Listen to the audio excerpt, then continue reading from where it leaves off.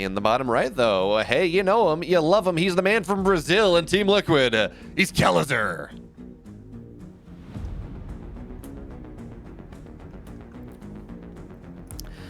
And in the top left, ladies and gentlemen, player that is new to me. I have not seen him before, but I am excited to see what he has to bring to this TVT. It is Chaos Fate, also known as YSCH.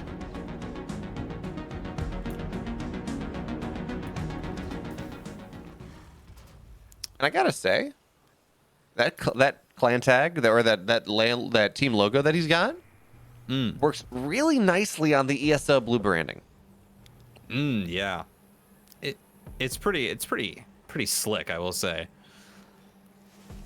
Is that Artanis? I was gonna say Artanis has never looked so good, but I can't actually tell. A lot of the High Templar end up looking quite similar. You expect me to know something about Blizzard lore? Look, I played through each campaign once to say I'd done it. I bought StarCraft for the yes, I did buy StarCraft before it was free to play. I bought StarCraft for the multiplayer, never looked back. Knowing things about the lore? What is this? No. Isn't like Kerrigan some fire angel lady from another dimension? I don't know. We don't talk about that. we ignore that, but yeah, I'm a bit of a lore nut. I enjoy the lore of games very much. That is oftentimes my favorite part, actually, of games, which is interesting. But yeah, I know a lot. I don't know the most. Other people, I think, will know more than me, but I tend to pride myself on enjoying the lore and everything that it has to offer. But with that being said, this TVT has so far actually been pretty darn standard. No crazy openings, nothing like that. And this is how you're usually going to see most Terran versus Terrans play out. It is gas first, barracks second gas. You're going to get out, there's really two options. 2 Reapers and a Hellion. Or you can also go up to 3 Reapers and 2 Hellions. If you see any more than that, it's usually going to end up being some sort of a really committed early pressure. Because what most players want to do after these initial Reapers and Hellions is get into your Cyclone and tank production, get your starport up, and also your Marine production online, so that you have a really solid basis for your army as you continue to tech up. So what happened to Barracks Double Gas Factory then? You say gas, Barracks, gas. So effective, like a Reaper gas first. But the build, as far as I've been able to see for quite a while now, has been Barracks, then you get your 2 gases, then you get your factory, because that's kind of the middle ground of greed and aggression. And what has changed then to move that away from where the standard is? Yeah, the main thing is the map. In Berlingrad, we mentioned this, I mentioned this on the EU cast when we were talking about as we have this push here. It is 3 Reapers and 2 Aliens for Kelazhur. Has a bit more than Marines trying to fight, but the KD8 charges are extremely good. He's gonna be able to win that trade, deny the building on this command center, and even get 3 SCVs. The tank coming out will be able to push this back though. But the main difference is the map, and usually what you're going to see is on a map like Berlingrad, which is a little bit more aggressive, where you have this quicker rush distance, you're going to want to get those tech units out quicker, because as we see here from YSCH, you can actually get an early medevac, and with the tank, you can fly that across the map and very, very quickly have a super strong push around 4 minutes. Well, we see him doing that now. Unfortunately, it does take some significant damage with just the initial units. And you talk about interesting aggression. Well, Kelazhur has been reactoring out these Reapers, so he has 4 now. He got up to 5, and that means he will be able to fly in, double shot down all these SCVs. And tanks are good. Tanks do a lot of damage, but tanks do not chase things. Not all that well at all. So a couple more workers die. It looks like YSCH, though, he's looking for that siege up opportunity in the natural show up here, but Kelazhur is just eviscerating mineral lines. That everything that YSCH holds dear, and the tank doesn't even siege up. Medevac getting very low, does not go down, but because there's a medevac here as well, the healing keeping these SCVs alive. YSCH did not. Oh, he's got to be. This is dead. Yeah, this is such a problem now. He's down 13 workers 5 minutes into this game. Yeah, this was a horrendous start for YSCH. You commit. I mean, you don't commit to those early units. You decide, all right, I'm just going to get my super early tanks, get into a medevac. That's why he went for those early gases, and it just doesn't work out. Kelazhur ends up going for the much more standard, the safer kind of middle ground, as you said, where you're going to reactor out the Reapers eventually. You add on a few additional Hellions, and then you apply pressure just a little bit later while also having your command center in good time. And it just completely, surprise attacks YSCH, who now is going to try and defend against this drop. But his Marines are a little bit out of position, and Kelazhur actually doesn't even unload. Just does a little dance, says, haha, look, I'm here with a medevac. You can't stop me. It's like, one of those things when you're a kid and you find out that touching someone doesn't actively touch them. It just, it's almost touched them, and there's some subatomic chemistry. As we got a drop here from Kelazhur. He says, oh, yeah, main's not great, but let me find the tank of the natural. But there's enough of reinforcements here. The tank's going to be allowed to survive. It's not going to get that much done. But again, Kelazhur's kind of, he was at least kind of doing that thing where, well, geez, Kelazhur, stop making me not make a joke here. So now the drop is in the main base. A couple more workers will go down. He's found that opening that he's been looking for. He's going to scout that the third base is just about done, but not ready just yet. It will be, of course, be delayed as more SCVs start to fall. 5 more workers die. And this is actually just mean. This is cruel and unusual. It's not fair. Yeah, as the supply difference is already sitting above 20, which is, in mirrors, the supply can tell a lot. In TVZ, the Terran's down supply, and you're like, oh, okay, well, but their units trade better. And Protoss versus Zerg, it's the same story. In Protoss versus Terran, usually the Protoss is going to be down supply, but they'll still manage to trade better. In mirrors, that's not the case, as this tank is going to go down. There's nothing to save it. And, Kelazhur right now just has more of everything. He has 4 tanks to 3, 2 Ravens, also has a Viking, and he just has more units as well. This push that's coming across the map, unless Kelazhur makes some humongous blunder, I do not know if there's a way for YSCH to come back into this game. Oh man, he already baits out the auto turret, loses the Raven and the Cyclone as well. It's not like that auto turret did much of anything. At this point, look, YSCH, he does have 2 tanks to 2, or 3 tanks to 3 tanks, because Bayo can count, and that is nice. And you talk about supplies making a difference or not making a difference. In TVT, it can matter less, just because, well, it's really hard to break tank lines.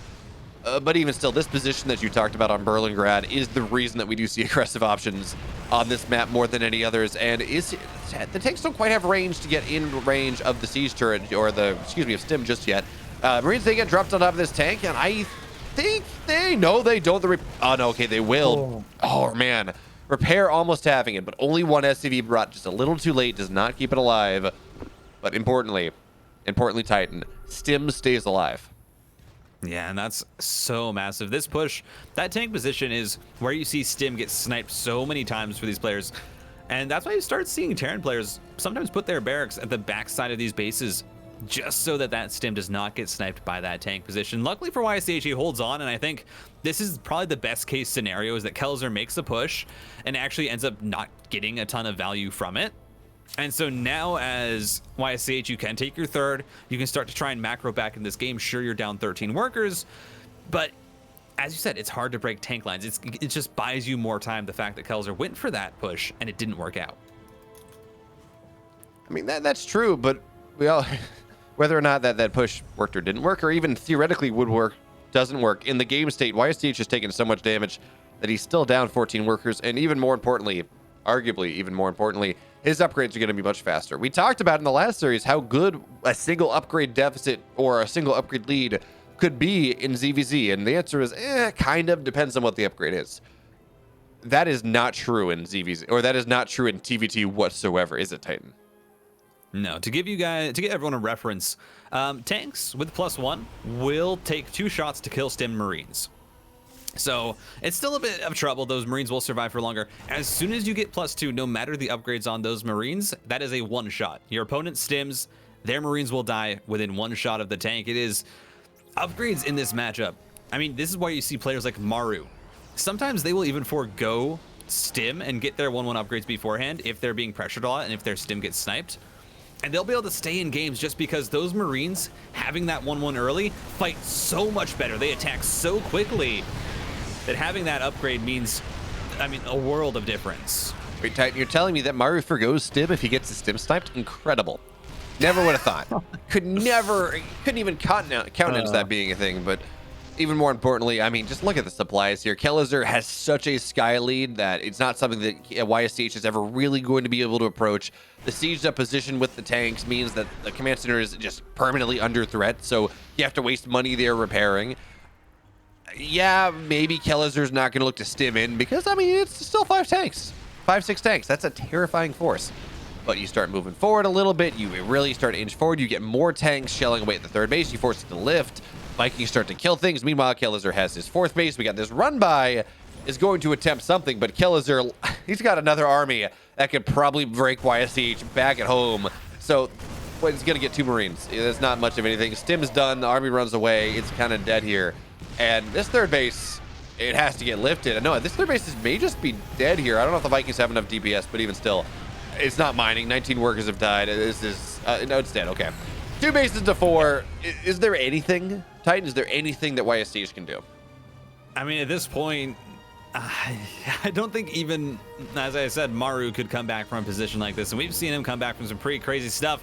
So YSCH just says, hey, listen, I'm going to load up a Doom Drop, and I'm going to send that across the map. The issue is, look at Kelazhur's scouting. He has units everywhere. He has a sensor tower, and now he's just going to push on in. The tanks are left alone. Sure, they're going to be able to get some value, but the Vikings drop on down. And honestly, even if you have 5 tanks, it doesn't matter because Kelazhur just has more units than you could ever hope to deal with, and now you're hoping that this Doom Drop gets something done, but you only have 1 tank with it. You know, you would need YSCH's whole army on this high ground to have any, any chance to win this game. Even more importantly, Kelazhur has first mover's advantage on a base. He's not even base trading. He says, I don't, look, I want to go home. I don't want to put this in any doubt whatsoever, but already we're starting to see some production fall. There's 1 tank. This is 1-1 bio. See, 2-2 was denied for YSCH. He's not going to be allowed to get that one in. Wait a minute here. He denies 2-2 as well for Kelazhur, so no big upgrade leads for the Brazilian Terran, but it still does not matter because YSCH can't clean up Kelazhur on the other side. Kelazhur's up 1. Yeah, and that was just a snowballing effect, and that's how TBT works sometimes. If you get those early leads and you know how to manage your position, as we saw, Kelazhur just completely runs away with that game. It was 190 supply to 130 at some point, which is frankly disgusting. I believe the proper term is he stims away. Maybe he flies away with his medevacs. He drives away with the wow, that is splitting. So I don't even know how many hairs that splits. I mean, yeah, I think that's more hairs than that's on my head almost. That's actually really impressive. More hairs than my beard. If I keep making jokes to this, I'll be forced in disgrace to shave my beard. And that'll be. Ooh. I'm sure that makes everyone else happy, but it would make me sad. So, Honestly, at one of these points, I want to make like one of those bets, where it's like, if this player wins this match in this way, I'll shave my head or something. I want to have one of those moments. Well, it's got to be organic. You can't go and get this GMO bet going. It has to be all organic, all free range. Yeah. Raised in the summer sun and the beautiful mountain wind. Yeah. Cage-free chickens is what we want for Cage-free bets. For those bets. Yeah, cage-free bets. Cage-free eggs? Cage-free eggs? Wrong series. Okay. He definitely he's definitely got a chance. He's going to be going up against Eric in that decider match, which tomorrow's going to be really exciting to watch with the Latin America deciders. But we're going to be heading into game 2 of this TBT, and YSCH got, well, quite frankly, he got his butt handed to him there. That was just Kelazhur saying, all right, here is the cake, and I'm going to take about 90% of it. Here's your 10%, and you're going to deal with it. One could say his fate was chaos. Or chaos, I guess. Yeah. Game 2, though, is ready, Titan. So please, again, the game will save me from my whatever else I want to say. We're here. We're ready. It's Hardwire. Let's do it.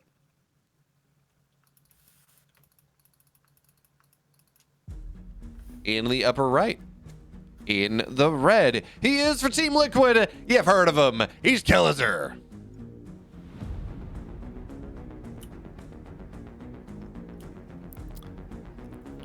And the bottom left, quite frankly, it was a smacking in game 1. Let's see if he can try and find a comeback to make this just a little bit more interesting. He is YSCH.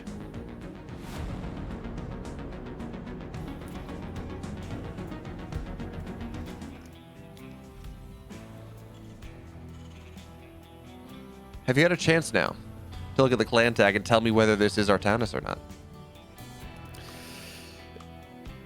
I think it is. It's very stylized. I'm going to say it is. Yes, that is Artanis. We'll go with that. Good to know. As we are seeing actually the same gas order difference that you mentioned earlier, where YSCH does go for the gas barracks gas. Meanwhile, Kelazhur is opting for the more kind of, I guess, reserved barracks gas. The modern style, because I choose to make it sound like I know what I'm talking about. And talking about, oh, the modern TVT. Yes. It is the the contemporary TVT style coming from Kelazhur here. Really trying to break into the modern art world with his play style. But it's definitely interesting how that ended up resulting, the difference that ended up making in game one. Because you see that YSCH has that additional gas. He decides, all right, I'm going to get my add-ons a bit quicker. I'm going to get my tech lab.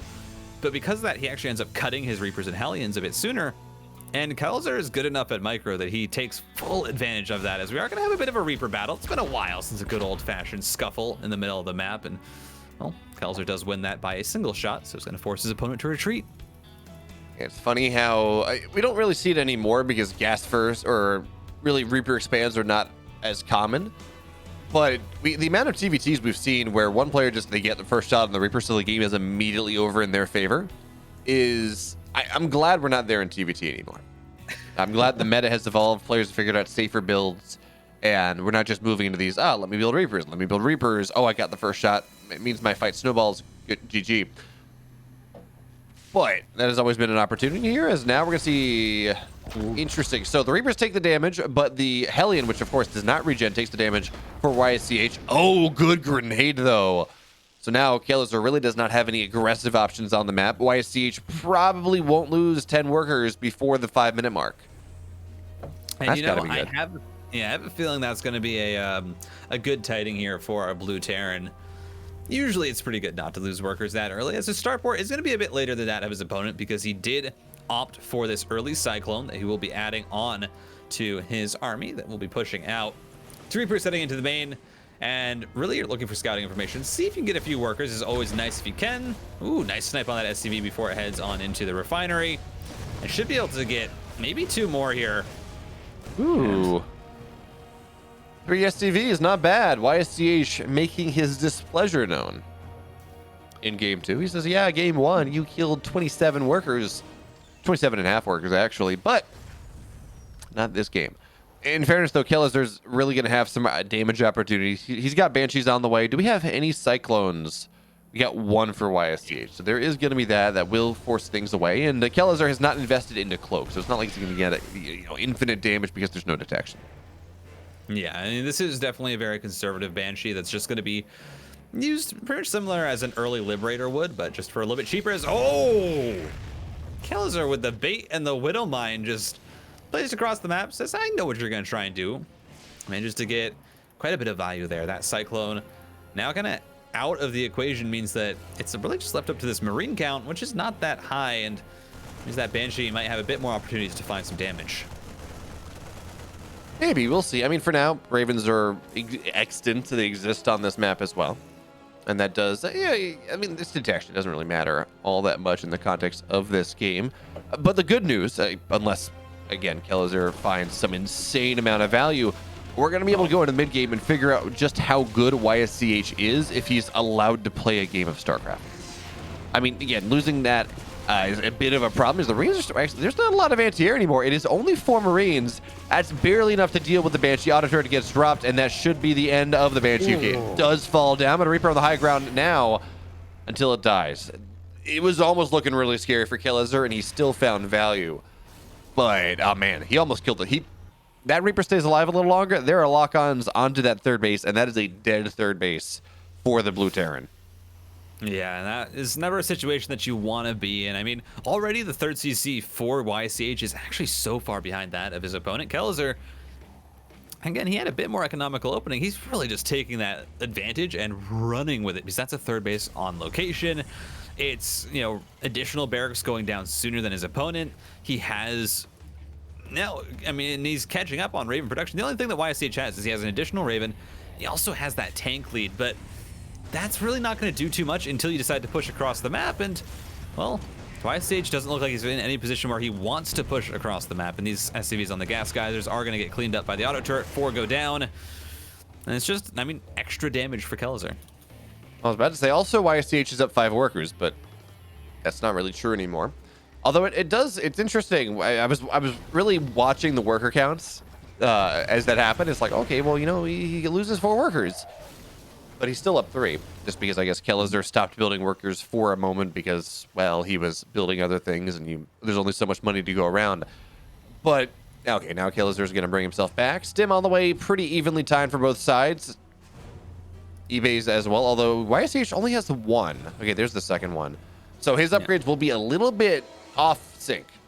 We're going to have one versus the other, or just have delayed either way, which will, of course, provide a nice, maybe an opening for Kelazhur. Now runs onto the other side. 2 Ravens is a really strong braking force. Yeah, and it was good Marine placement there as well. Just being able to scout out the fact that the army for Kelazhur was trying to find an opening. And honestly, this game, you've been losing some in some areas, but for YSCH, I think this has overall been a very, very even start, and this is a position that you're probably going to be happy with. Does use a scan there for a Marine, which is like, maybe you can save that energy up, but it is banking up scans on all of his command centers so that he will be able to pretty much, if a push comes out, he'll be able to see exactly where the army is coming from his opponent if his Vikings get pushed back. This is very much true. Okay, so the 4th base now on the way for Kelazhur. On location, halfway done. Really nice there. YSCH doesn't even have his started. 1-1, a solid 30 seconds, 20 seconds ahead of YSCH's. Kelazhur's army is a little bit bigger. We talked about this last game, but supply, okay, if it's 200 versus 130, yeah, okay, fine. But in general, army supply doesn't always tell the tale of the tape in a TVT because, again, tanks are really powerful. But Kelazhur is rolling ahead in that factor as well, and he's caught up in the worker count. So from this point, it is going to be incumbent upon Kelazhur to dominate the map, to really force YSCH to stay on 3 bases as long as possible and start trying to find pickoffs. Because, I mean, YSCH, if he goes aggressive at this point, he will die. There's no question on that. He will not be able to find himself a good enough position to overcome this. At least it's going to be very difficult for him to do so. So where does YSCH find, I'm not going to say an advantage, but an equalizer in this game, Titan? I mean, right now, the main thing that YSCH has going for him is the fact that he's ahead about a tank on, in general. He's going to be ahead about a tank. He had that factory production sooner than his opponent, but that's not going to be enough to really make the difference. I think what you're really looking for as YSCH is you want to catch up probably on these upgrades. You have a bit of an extra bank here. You have not really added on an extra factor or anything. You can try and catch up in the upgrades. And his 1-1 is going to be finishing soon. He's not going to have the gas, though, to really immediately start up his 2-2, which just means that Kelazhur should be able to continue to pull ahead in this upgrade count, and especially because Kelazhur has that 4th base on location, already done in mining. It just makes it even harder for YSCH to find any leads when he already has so little. Well, I mean, this is a promising start here. He's got a nice siege up on the 4th base location. You talk about tanks. He's sitting on 7 tanks right there.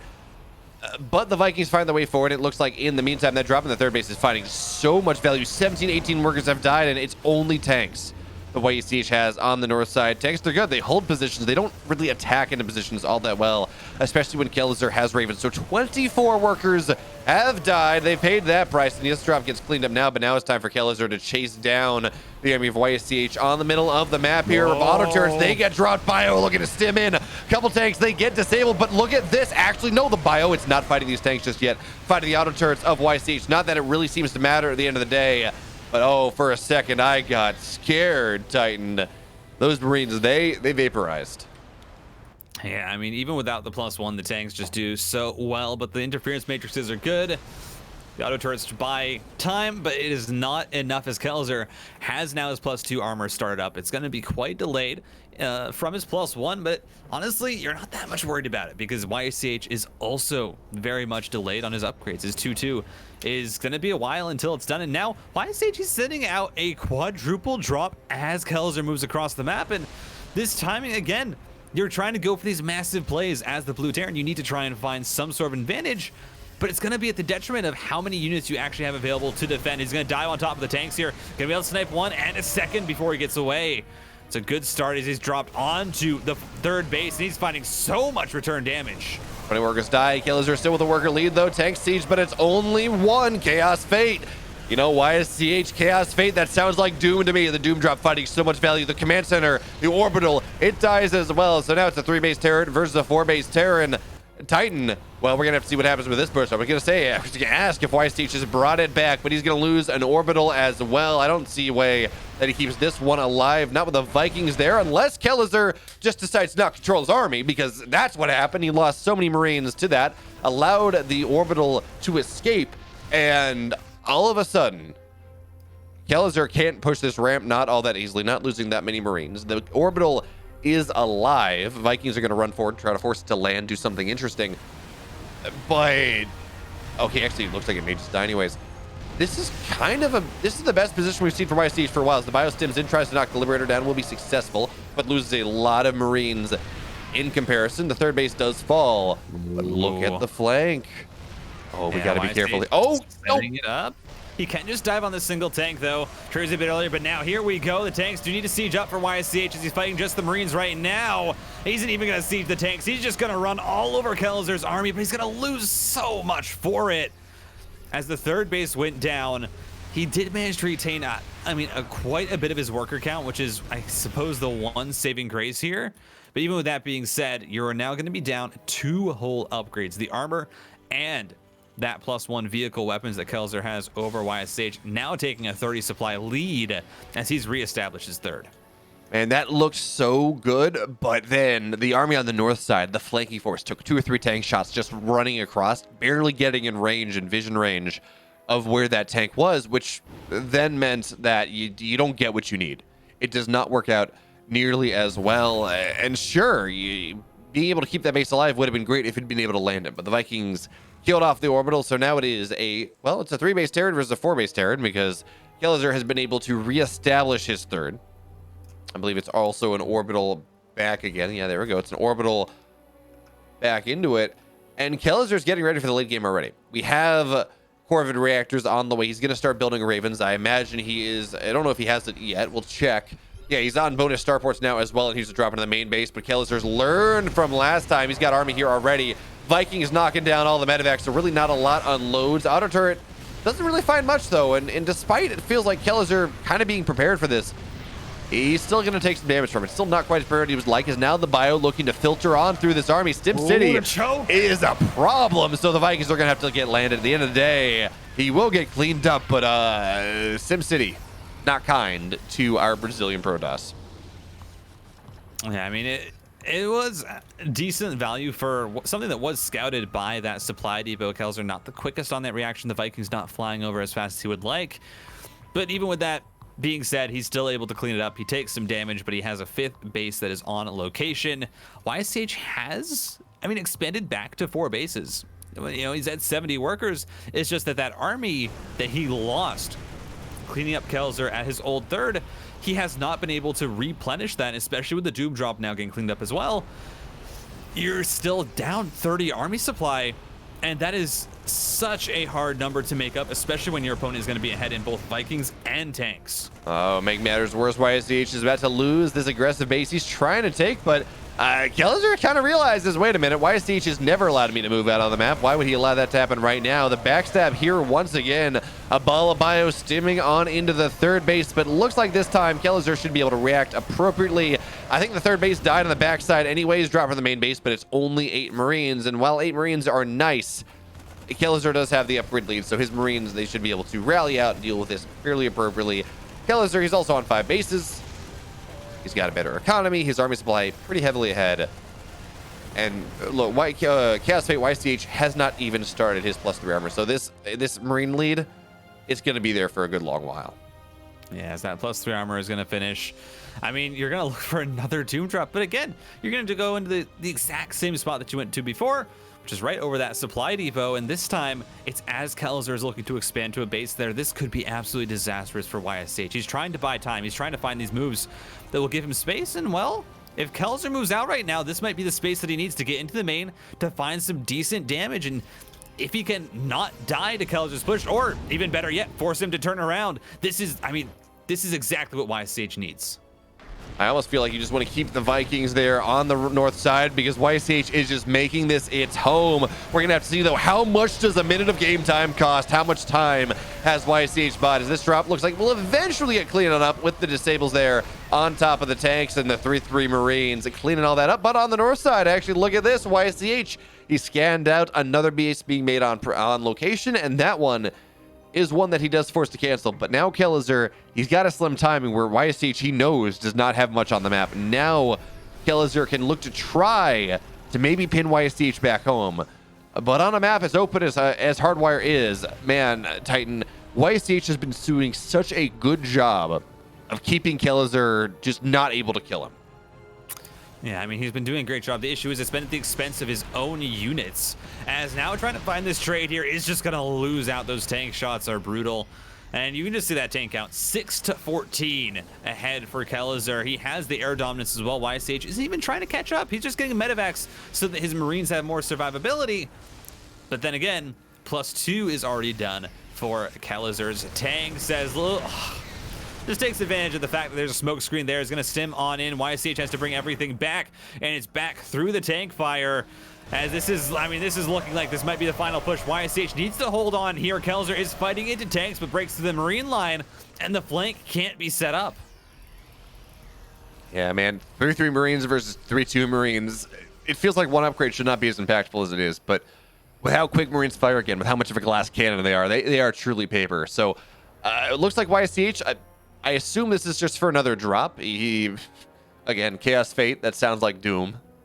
So he's going to keep Widowmine. It's not going to kill anything, but it's going to be annoying. Oh, wait, no, it did get one.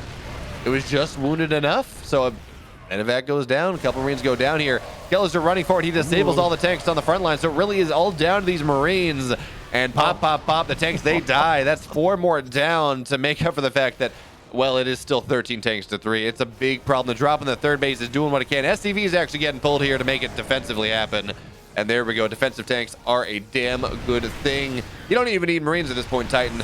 Tanks, they do enough.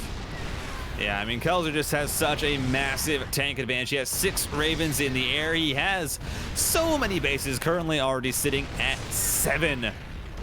He's going to take down that orbital command center for YSCH, who's going to try and load up more medevacs. And this has been the strategy, just load up medevacs, go across the map. The issue is, again, you're bleeding units to try and slow down your opponent, and that's not necessarily working, as these interference matrices have been absolutely brutal. And it's just Kelazhur continuing this death push. He knows that the drop is coming, and he's just going to be able to deny it. And there's going to be GG called. Kelazhur took him a little bit longer, but just shows his